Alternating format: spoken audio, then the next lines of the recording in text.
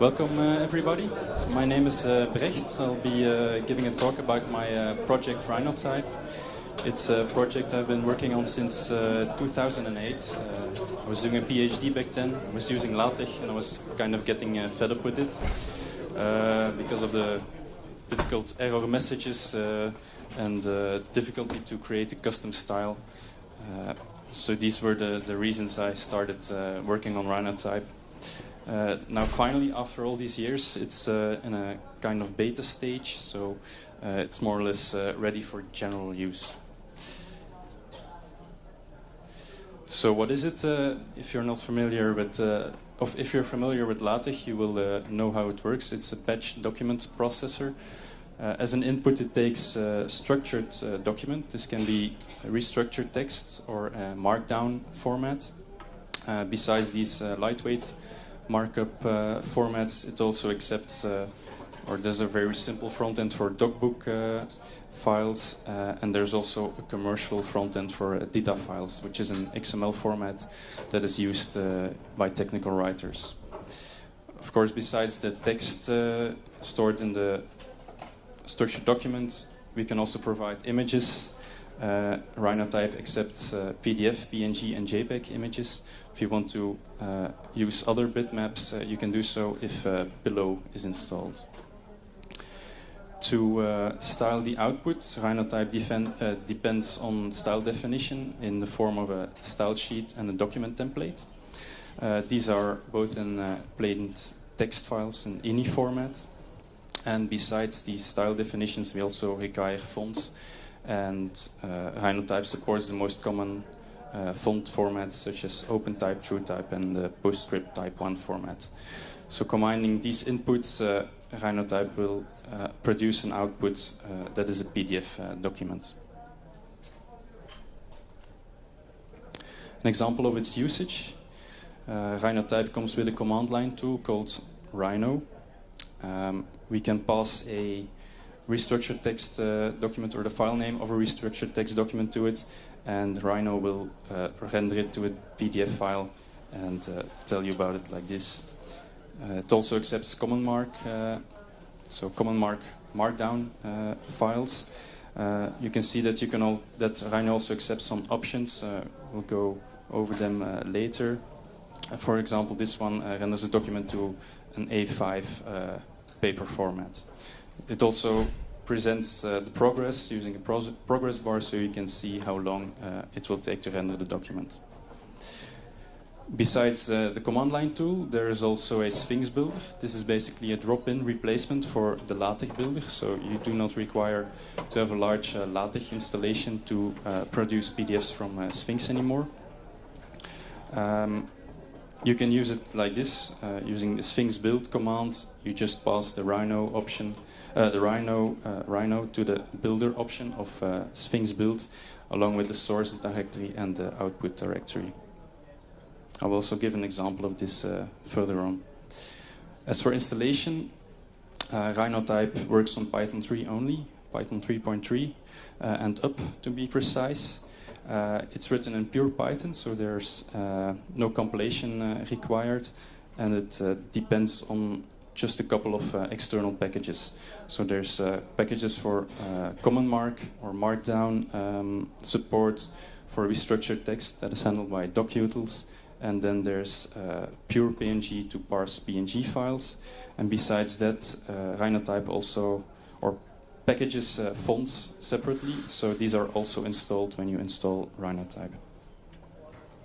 For the next release, I've planned to also provide standalone applications, so if you don't have Python installed, you can just download a Windows installer or macOS application bundle, and that includes Python along with Rinohtype. So I want to give a small demo. This will be difficult.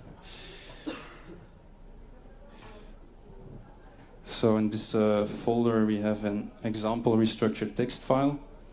So with a document title, section, another section, and then a subsection, a paragraph here with a link in it, a small table, another paragraph in the second section, and some nested lists.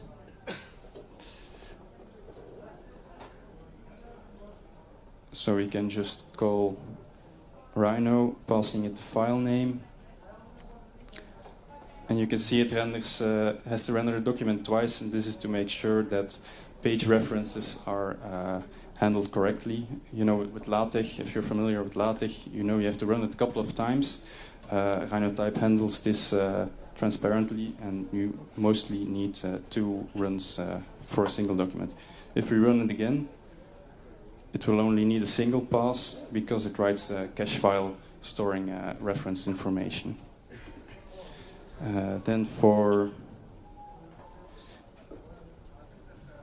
the Sphinx builder, I've, as an example, taken a relatively small Sphinx project from the Simple JSON project. To make this build with rinotype, we have to make one small adjustment, and this is to add the Sphinx builder module location to the list of extensions in convil.py. After this, we can run Sphinx build like this, so passing it the Rhino as the builder option, the source directory, which is the current directory in this case, and an output directory. And then you get the standard Sphinx output along with Rhinotype's progress indicator, so this takes a little bit longer because it's a larger document.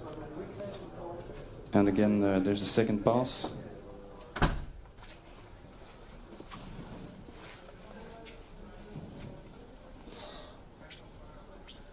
And then I'll show, perhaps show the output of the first example.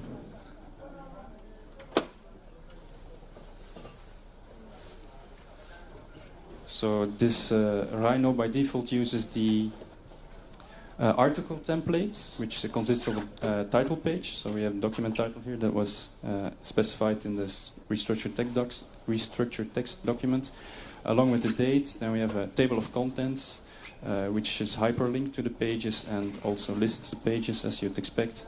And Rhinotype also generates bookmarks in PDF, so we can jump to each section using that. So this is the content, actual content of the document. You can see the 2 sections and the table. Then the output of the Sphinx builder.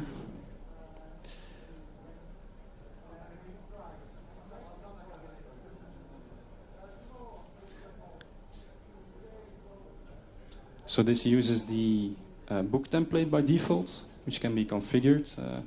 So it's a title page, a larger table of contents, and then the actual content is a preface. You can also see the syntax highlighting for code blocks. And this is the first chapter, so you can see that chapters start on new pages. And you might recognize the style of the document. It's modeled after the LaTeX output produced by Sphinx. So that's a default style sheet shipped with Rhinotype. Special in the book template is that it also generates an index. This is not limited to documents generated by Sphinx. It's also possible for plain restructured text documents. So it's generated by Rhinotype itself.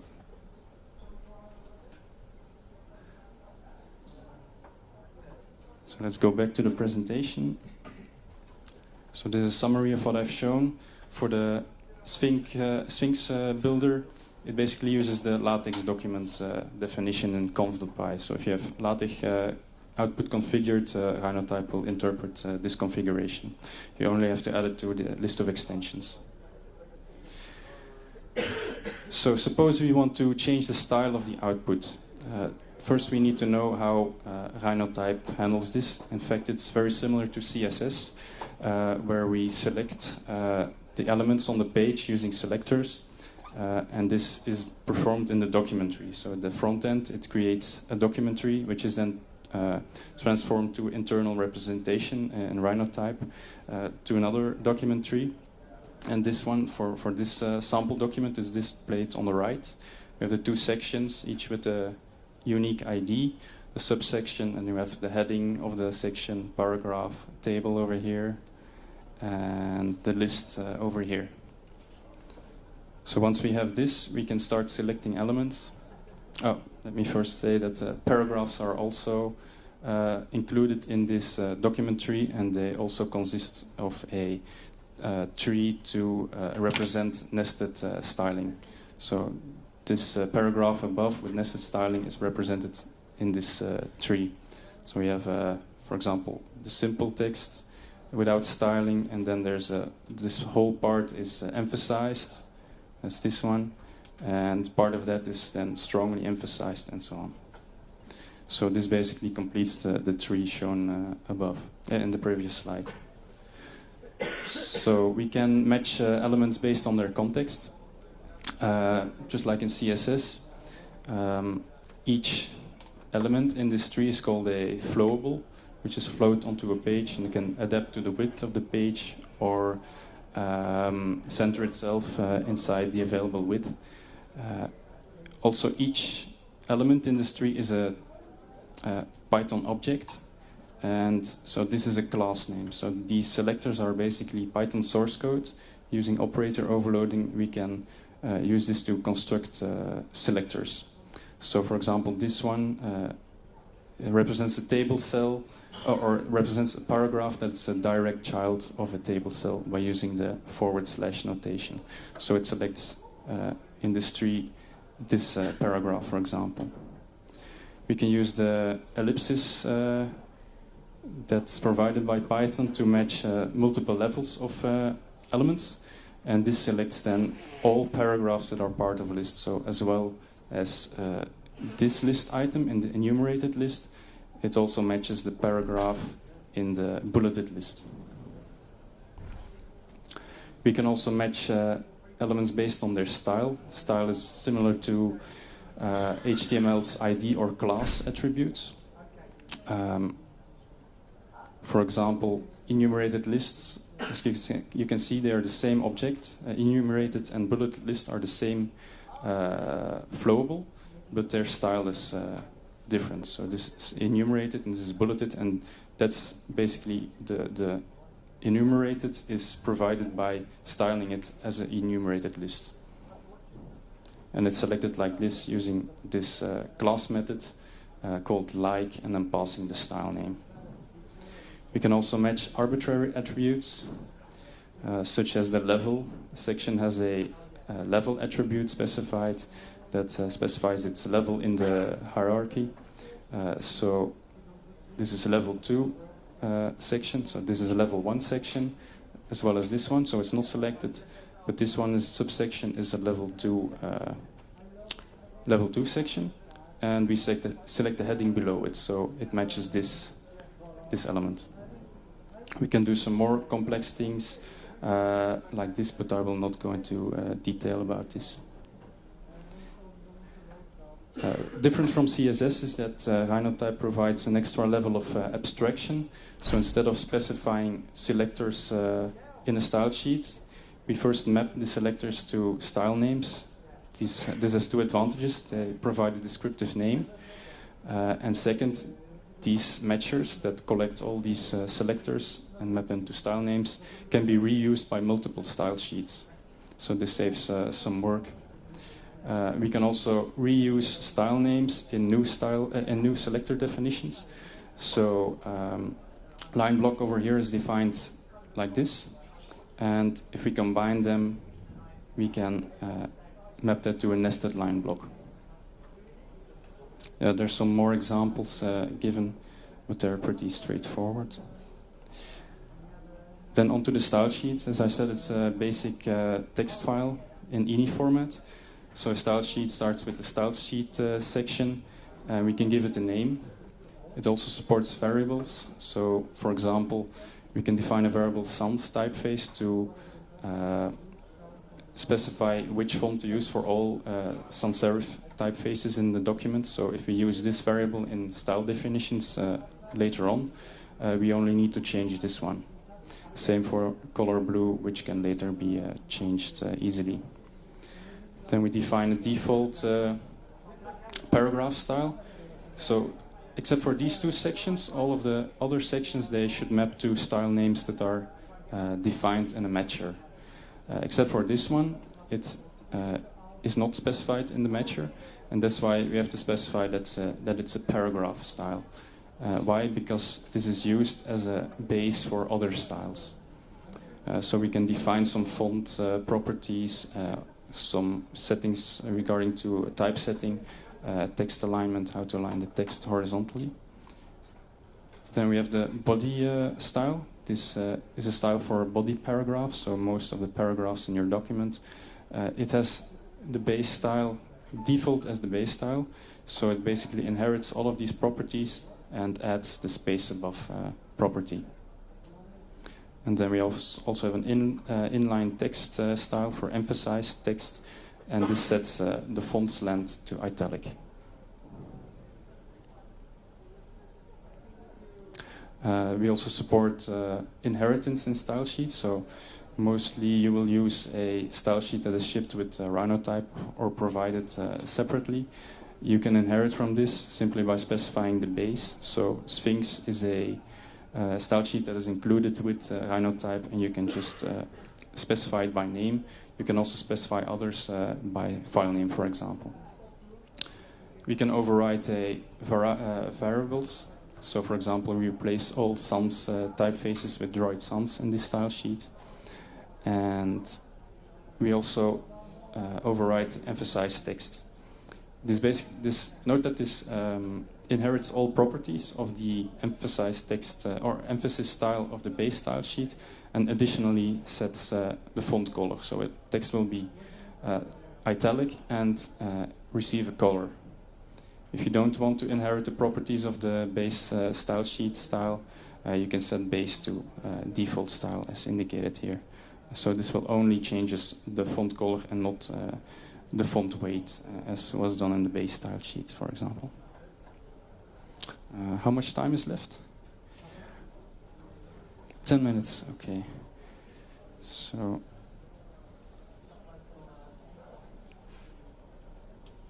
because this is a little bit slower with one hand.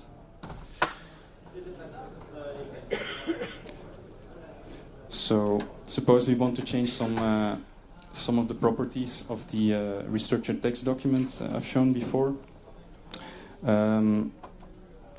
Now, how do we find out which style definitions we have to change? For this, rinohtype, I need to change back. Every time rinohtype renders a document, it also generates a style log. And this is basically a representation of the document as it is rendered. For each page, it will list the tree of the elements that have been rendered to the page. So let's go to page 3 where the actual content is. And there we can find the first section, and we can see that this maps to the chapter style. For the section heading, it maps to the heading level 1 style. So we can start and change this in the style sheet. In case heading level 1 was not specified in the style sheet, it would move on. Put an X here, and it would move on to the next style in the list. So we can do this for the example document. So here we specified some name, description, and which base style sheet to use. We also override a variable which changes the font, and finally we change the heading level style. So it also inherits from the base style, but we change some properties such as font size, font weight, font color, and also change the format of the number preceding the section title. And similar for level 2, we make similar changes. So the result of this, to make it use the custom style sheet, we can specify it like this. So -- style sheet, specify the file name. And then this is the original document, and this is with the changed style sheet. So you can see that section titles have been have received a different color. The numbering is changed to using Roman numerals, and also this title has changed and using A, B, C for the section titles, section numbers. And you can also see that the font has changed because we set the variable not only in the body paragraphs but also in the table. Finally, we can also customize the look of the output document by using document templates. These determine which parts are part of a document. So typically there's a title page, front matter with table of contents and possibly other things. Then the actual contents of the document, and finally back matter with an index. So this is defined by the template. And for each document part, there's also a page template provided, and this can be configured. So for example, margins can be set, the number of columns, the spacing between columns, and which text to place in the header and the footer fields, for example. And besides the configuration of the page templates, you can also configure certain aspects of the document parts. So here's an example. So we configure the article template, which is part of the rinotype distribution. We specify which parts to include in the output. So here it omits the front and back matter, so only leaves the title and the contents parts. You can also specify which style sheet to use. You can specify which language to use for typical titles, such as the table of contents or the index. And we can also, for the article template, as a special option which allows you to select where to display the abstract on the title page or later in the document. We can also override the titles for sections, so the language already sets these for each language, but you can still override them like this. So for the table of contents, you can manually give a string. Again, you can work with variables. The paper size variable is used in the page templates, so this will change the page all over the document. And this corresponds to the title part. And so you can set the page number format using lowercase Roman numerals in this case, and at which page to end the part. So this makes sure that the next part starts on a right-hand page.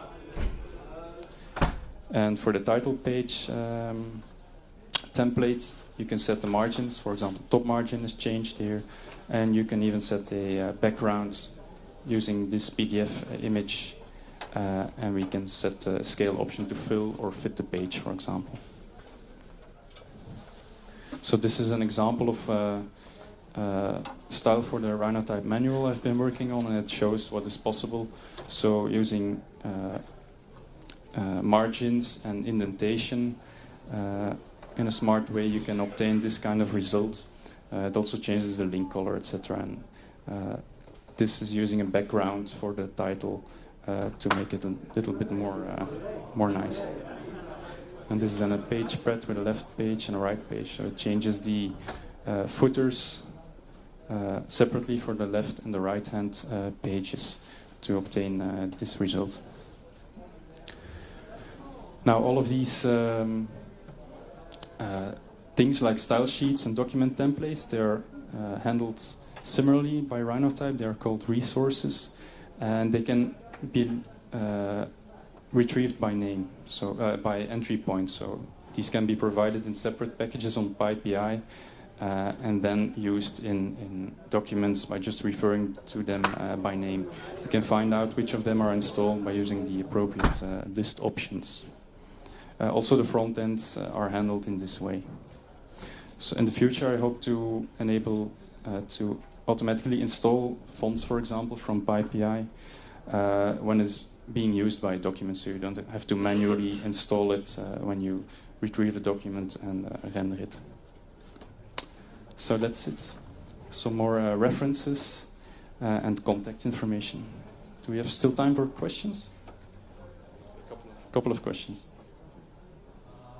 Can we render different versions of PDF? Is this particularly No, that is not supported at this moment. No. It's the PDF backend is as simple as possible at this moment to make this possible. Is there a simple way to import data in packages to use the No. But there is that would be a fun project perhaps. There's a LaTeX parser for Python, only 2.7. You could use it to write the front end for rinohtype. And I think it even like evaluates tech code, so perhaps it's pretty powerful. Yes?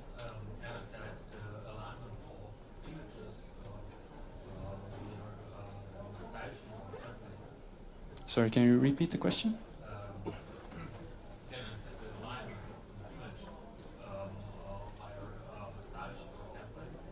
Yes, you can set the alignment of images using the style sheet. Yes? It does handle Unicode, but it's not been properly tested with other scripts yet. But that's why I wrote it in Python 3, so that internally it's all Unicode, so that. The PDF generation has no. Yeah. Right to left. Yeah. It doesn't. Yeah, right to left is not yet supported, but Unicode it should handle. Yes. Does it handle custom restructured text directives? It does, depending on if the custom directive expands to known directive. You don't have to change anything in rinohtype, but you can also, for example, create a specific flowable that renders your custom directive. Yes? How difficult is it to implement another front-end? I'm thinking, for example, textile. It should not be too difficult. It starts from document tree, in which each node has a name, and this is mapped to a Python class. So in this class, you implement the mapping to the internal representation. Can you render multiple files into one PDF? So with Sphinx, Sphinx kind of handles this for restructured text, but for other formats like the basic restructured text front end, it's not possible to pass it to two documents and it will not concatenate it. That's not supported now. Okay, that's it, I think. Thank you.